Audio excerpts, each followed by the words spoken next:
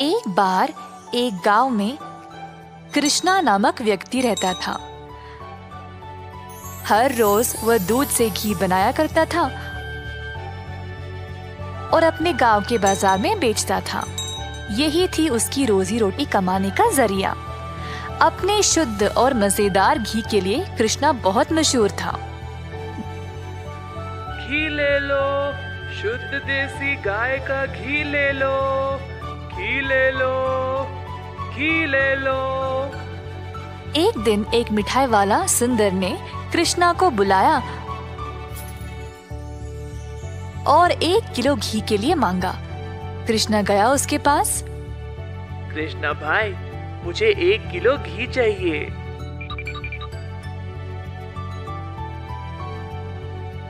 कृष्णा घी को तोलने लगा।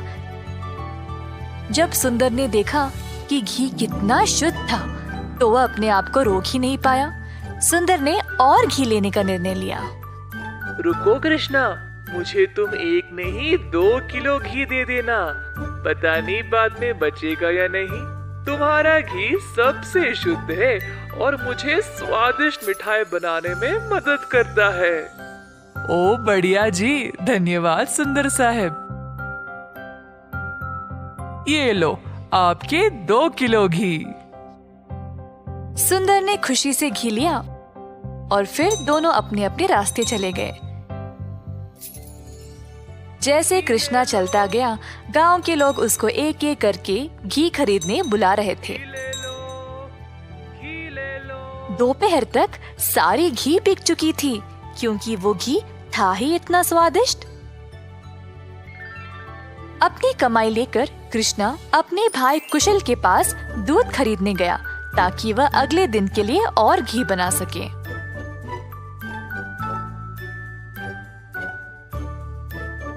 हर रोज कुशल देखता था कि उसका भाई बहुत घी बेचकर अच्छा पैसा कमा रहा था और उसका कारोबार दिन पे दिन और भी ज्यादा बढ़ने लगा। भाई, मुझे 5 लीटर दूध चाहिए घी बनाने के लिए। ओह, अभी तो मेरे पास नहीं है 5 लीटर। क्यों ना तुम शाम को आ जाओ, मैं तुम्हारे लिए बाजू में रखूंगा। कृष्णा के निकलने के बाद कुशल की पत्नी उसके लिए पानी लेके आई। देखा कमला, कृष्णा की तो किस्मत ही बदल रही है। दोपहर में ही इसने सारी घी बेच डाली और दूध के लिए वापस आया था। आप तो सारा दूध इनको ही दे देते हो ना, क्यों ना इस बार आप दूध में थोड़ा सा पानी मिला के दो।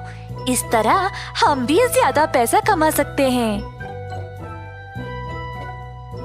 कुशल ने अपनी पत्नी की बात मान ली और शाम को जब वह गाय से दूध निकालने गया, तो उसने दूध में पानी डालकर कृष्णा के लिए बाजू में रखा। अब कुशल रोज यही करने लगा। धीरे धीरे वह पानी की मात्रा और भी बढ़ाने लगा। अब कृष्णा इस बात से अनजान समझ नहीं पाया कि उसकी घी की शुद्धता दिन पे दिन कम क्यों होती जा रही। इस वजह से उसके बहुत सारे ग्राहक भी कम होते गए। अब कृष्णा दूध की गुणवत्ता को जांचना चाहता था, तो उसने दही जमाया। जब दही जमा, तो उसने ऊपर इतना सारा पानी देखा। शायद गाय की सेहत ठीक नहीं है, इसीलिए अच्छा दूध नहीं दे रही होगी। मैं कुशल को ये बात बोलता हूँ। जब कृष्णा कुशल के घर गया, तो उसने अपने भाई और उसकी पत्नी को दूध में पानी मिलाते हुए देख लिया। अब उसको समझ आ गया कि उसकी घी की शुद्धता इतनी कम क्यों हो गई थी। ना जानते हुए कि वह क्या करे और बिना कुछ कहे कृष्णा वहां से निराश होकर चला गया। अब कृष्णा ने अपनी कमाई से 2 गाय खरीदे और खुद दूध निकालना शुरू किया। अब फिर से कृष्णा अच्छी वाली शुद्ध घी बनाने लगा। कृष्णा ने अपनी एक छोटी सी दुकान खोल ली, जहाँ पे वो शुद्ध देसी घी बेचने लगा। उसी समय सुंदर उसके पास आया और बोला, हाय कृष्णा, पिछले कुछ दिनों से घी कुछ ठीक नहीं है। मेरे मिठाइयों के लिए अच्छे ग्राहक थे, केवल आपकी शुद्ध घी की वजह से। उम्मीद है अब आप अच्छा घी बना रहे हो। मैं चाहता हूँ कि मेरे ग्राहक वापस आ जाए। आप ये 2 गाय देख रहे हो, ये मैंने ही लाए हैं अब खुद दूध निकालने। अब से मैं ही दूध निकाल रहा हूँ, तो आज से घी भी सबसे बढ़िया मिलेगी। जैसे दिन बीतते गए, अब कृष्णा से और लोग घी खरीदने लगे। कुछ ही दिनों में कृष्णा ने और गाय खरीदे। उसने कुछ नौकरों को अपनी दुकान पर काम पे भी लगाया, हाथ बटाने के लिए। अंततः कृष्णा काफी अमीर बन गया और ईमानदारी से अपना कारोबार चला रहा था। इसी दौरान कुशल, जिसने अपने ही भाई की प्रतिष्ठा को बर्बाद करने की कोशिश की, गांव में अपने मिलावटी दूध के लिए पकड़ा गया। अब कुशल दूध भी नहीं बेच पाया और जल्द नुकसान में पड़ गया। उसे समझ नहीं आया कि अब वह क्या करे। कुशल को अपनी गलती का एहसास हुआ और अपने भाई से माफी मांगने गया। उसने कृष्णा से भीख मांगी माफी के लिए और नौकरी के लिए, ताकि वह अपने कर्जों को चुका सके। दयालु कृष्णा ने तुरंत अपने भाई को क्षमा कर दिया और गायों और कामगार की देखरेख के लिए काम दे दिया। इस कहानी से हम ये सीखते हैं कि दिल से माफी मांगने वाले को माफ कर देना चाहिए और हमेशा एक अच्छी प्रतिष्ठा रखनी चाहिए। जादुई कुआं। कई साल पहले एक छोटे से गांव में था एक जमींदार अरविंद नाम का। वे बहुत अनुशासित थे। हर रोज सवेरे मुर्गे के कुकड़कू बोलते समय ही जाग जाते थे।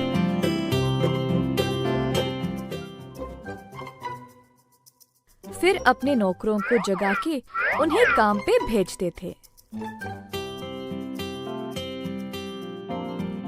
चंद्रा और सूरी नामक 2 मुलाजिम जमींदार के लिए काम पे नए नए आए हुए थे,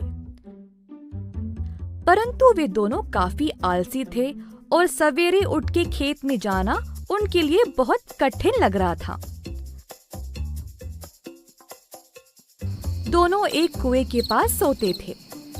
एक दिन चंद्रा ने सूरी से कहा, हाय रे, हर रोज सवेरे जाग के जाना बहुत ही कठिन काम है ना।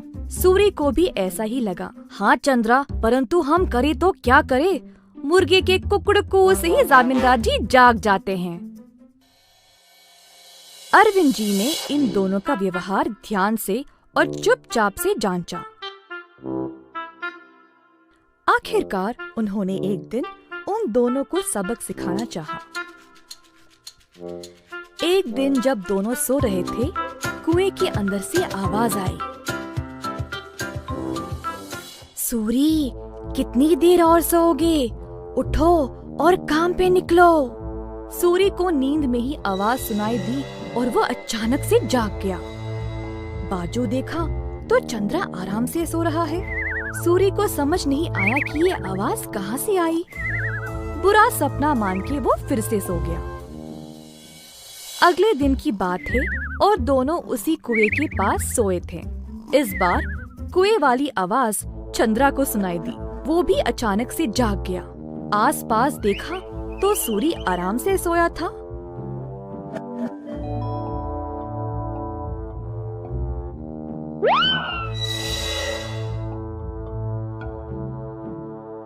कोई बुरा सपना था शायद, ऐसा सोचकर वो भी फिर से सो गया।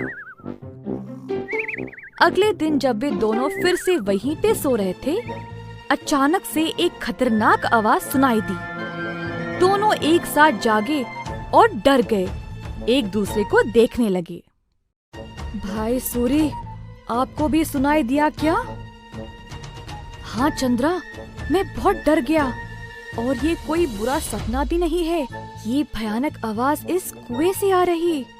मैं काम पे निकल रहा हूँ, तुम्हें आना तो आओ। रुको रुको, मैं भी आऊंगा। उस दिन दोनों ने बहुत मेहनत से खेत में काम किया और दोपहर में भोजन के समय जमींदार जी के पास आए। खाना खाते समय दोनों की शक्ल पे सिर्फ परेशानी लिखी हुई थी। जमींदार जी ने पूछा कि हुआ क्या। चंद्रा और सूरी ने सारी घटना सुनाई। ये सुनकर जमींदार जोर जोर से हंसने लगे। सुनो तुम दोनों, वो कोई भूत या बुरा सपना नहीं था। मैंने देखा कि तुम दोनों कुछ ज्यादा ही आलसी थे, इसीलिए तुमको सबक देना चाहा। कुएं के पास वो मैं ही था जो आवाजें निकाल रहा था। अब आई समझ। अब से ये सुस्ती छोड़ो और ठीक से काम करो। उस दिन से सूरी और चंद्रा ने अपनी आलस्य छोड़ा और खेत पर पूरी मेहनत से काम किया। अच्छे से अपनी रोजी रोटी कमाई और खुशी से जीवन बिताया। एक बार गोपी नामक एक किसान रहता था।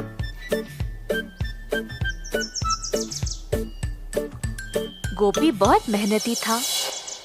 सब लोग उसको पसंद करते थे और उसके साथ अच्छा व्यवहार करते थे।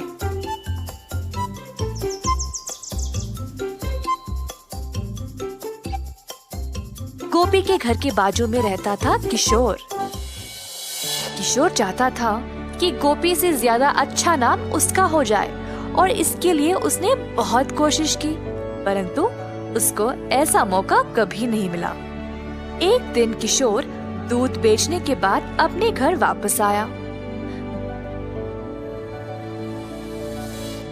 बाहर सीढ़ियों पर बैठा था जब उसने पेड़ पर एक आम को लटकते हुए देखा।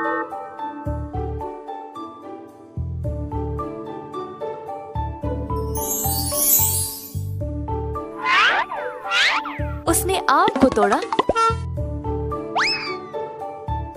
और अपने रुमाल में बंद कर दिया। आम को पकड़ के वह गोपी का इंतजार कर रहा था।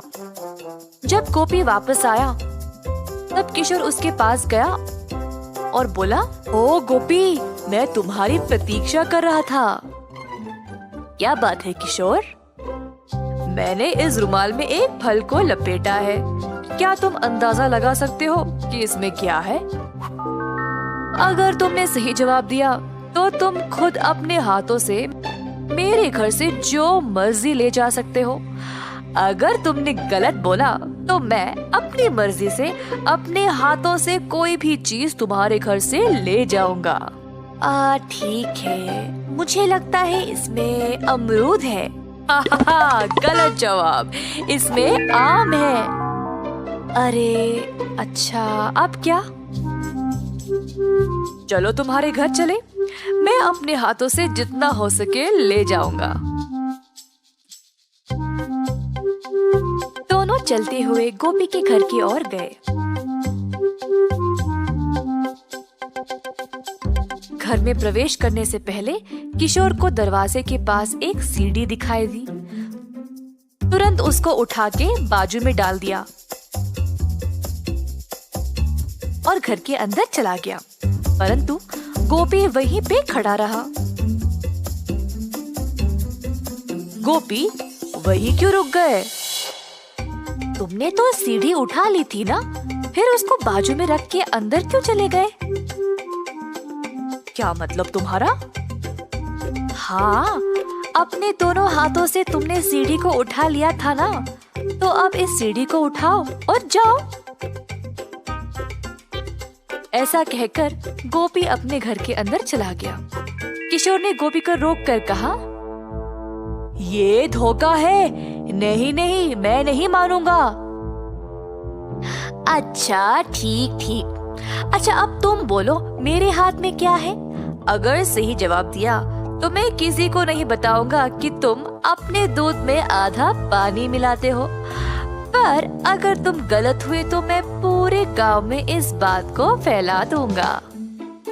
हाय, अपनी बुद्धिमानी से तुमने मुझे फंसा लिया। ठीक है, मुझे लगता है तुम्हारे मुट्ठी में अंगूठी है। गोपी ने अपनी मुट्ठी खोली और दिखाया कि कुछ भी नहीं है अंदर। हाहा, मेरी मुट्ठी खाली है, तुम हार गए। क्या तुम अब सबको मेरे बारे में बता दोगे? मैं अब से इतना पानी दूध में नहीं मिलाऊंगा, जितना जरूरी उतना ही। गलती हो गई, कृपया मुझे जाने दो।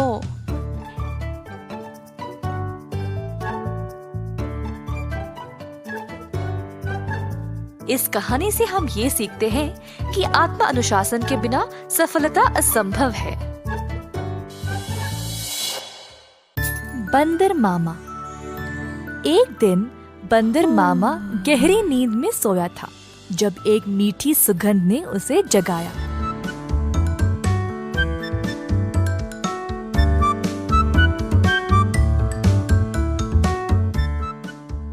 अपनी टोपी और जूते पहनकर बाहर निकल पड़ा खुशबू सूंघते सूंघते।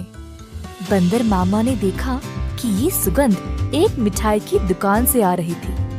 अंदर गया तो उसने कई प्रकार के मिठाइयों को देखा।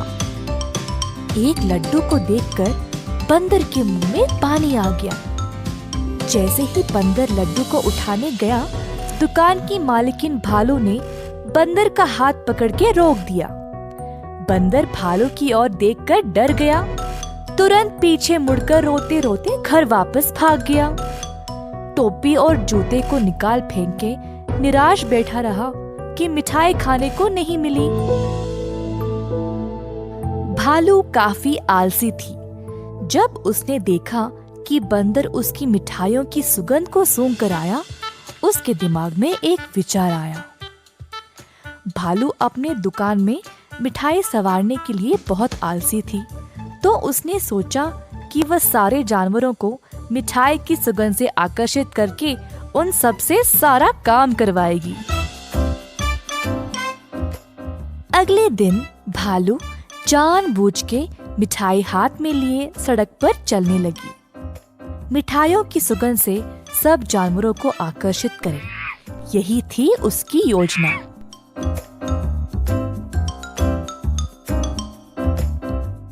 खुशबू फिर से बंदर मामा तक पहुंच गई। इस बार बंदर मामा से रहा नहीं गया और उनका जी ललचाया। वह किसी भी हालत में मिठाई खाना चाहता था। बंदर मामा चुपके से दुकान के बाजू वाले पेड़ पर लटकने लगा। जब भालू देख नहीं रही थी, तब बंदर मामा ने लड्डू उठाया और झट से मुंह में डाला। परंतु लड्डू गरम गरम था और बंदर मामा का मुंह ही जल गया। बंदर मामा को बहुत गुस्सा था। जल्दी घर भागा और पानी पी लिया। फिर से अपनी टोपी और जूते निकाल फेंक के रोने लगा। एक छोटा चूहा खिड़की से अंदर आकर बंदर मामा से पूछा कि हुआ क्या। बंदर ने सारी घटना चूहे को सुनाई। चूहे ने बोला कि उसके साथ भी ऐसा ही कुछ हुआ था। हमारे साथ भी कुछ ऐसा ही हुआ था। हमें भी वो मिठाई चखनी है। मेरे पास एक योजना है, लेकिन कुछ दोस्तों की मदद की आवश्यकता होगी। चूहा जल्दी से गया और कुछ दोस्तों को लेकर बंदर मामा के घर वापस आया। चूहे की योजना के अनुसार सारे जानवर दुकान के खुलने से पहले ही वहां पहुंच गए। दुकान के पीछे के रास्ते से एक सुराख बनाया और अंदर घुस गए। एक बंदर सारे मिठाइयों को देखकर ललचा गया। जोश में आकर कूदने लगा और नाचते नाचते केक के मिश्रण में गिर पड़ा। एक और बंदर एक बड़े से बाल्टी में झांका, ये सोचकर कि अंदर मिठाई होंगे, और फिसल के उसी के अंदर गिर गया। तीसरे बंदर ने एक बड़ी गोल सी थाली पर लड्डू देखा। थाली की ओर दौड़ा और लड्डू खाने की कोशिश की, परंतु थाली गोल गोल घूमने लगी। बंदर लड्डू के पीछे भागता रहा और थाली रुकने का नाम ही नहीं ले रही थी। इसी दौरान भालू दुकान पर आ पहुंची। एक बंदर केक के मिश्रण में फंसा था। दूसरा बड़ी बाल्टी में और तीसरा बस लड्डू के पीछे गोल गोल घूम रहा था। ये सब देखकर भालू आश्चर्यचकित रह गई और सोची कि ये बंदर यहाँ चोरी करने आए हैं। जल्दी से एक छड़ी उठाई और बंदरों को मारने ही वाली थी, जब एक बंदर ने बोला, हम यहाँ चोरी करने नहीं आए हैं, हम केवल आपकी मिठाई को चखना चाहते थे। इनकी सुगंध इतनी मजेदार है, बस हमसे रहा नहीं गया। भालू ये सुनकर जोर से हंसने लगी। मेरे दुकान में चोरी छुपे घुसना गलत बात है। खैर छोड़ो, वैसे भी मुझे मिठाई बनाने में मदद चाहिए। अगर तुम लोग हर रोज मेरी सहायता करोगे तो मैं तुम्हें अच्छे अच्छे मिठाई खाने के लिए दूंगी। ये सुनकर बंदर मामा और उसके दोस्त खुश हो गए। उस दिन से सब जानवर मिठाई की दुकान पर काम करने लगे। भालू ने अच्छे से बंदरों का फायदा उठाया, बंदरों से मिठाई बनवाई और सजा सवार के रखवाया भी। मिठाई बेचने का काम भी बंदरों को ही दे दिया और भालू सिर्फ बैठ के मजे ले रही थी। भालू का पति ये सब देख रहा था।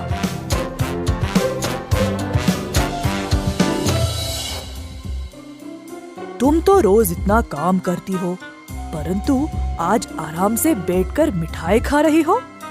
दुकान भी बंदरों से भरा पड़ा है। ये क्या हो रहा है यहाँ पे? बंदरों ने मेरा काम आसान कर दिया है। वे खुशी खुशी सारा काम कर रहे हैं और बदले में मुझे ज्यादा कुछ देने की आवश्यकता भी नहीं। बस दिन में एक एक मिठाई देके काम चला रही हूँ। बंदर मामा कोने में इन दोनों की बातें सुन रहा था और ये सब जानकर उसे बुरा लगा। बंदर को एहसास हुआ कि भालू उसका और उसके दोस्तों का इस्तेमाल कर रही थी। बंदर मामा आगे आया और बोला, भालू जी, हमें आपकी मिठाई बहुत ही ज्यादा पसंद है, परंतु आप हमारी इस कमजोरी का फायदा नहीं उठा सकती। ऐसे स्वार्थी बनके किसी को इस्तेमाल करना गलत बात है। आपको दिखता नहीं हम सब यहाँ कितना मेहनत कर रहे हैं। अंत में भालू को अपनी गलती का एहसास हुआ और सुधार लाना चाहा। उस दिन से भालू और उसका पति दोनों दुकान पर जाकर बंदरों का हाथ बटाने लगे और सही पगार भी देने लगे। बंदर मामा खुश था कि भालू ने उसकी बात मानी और अपने व्यवहार को बदल डाला।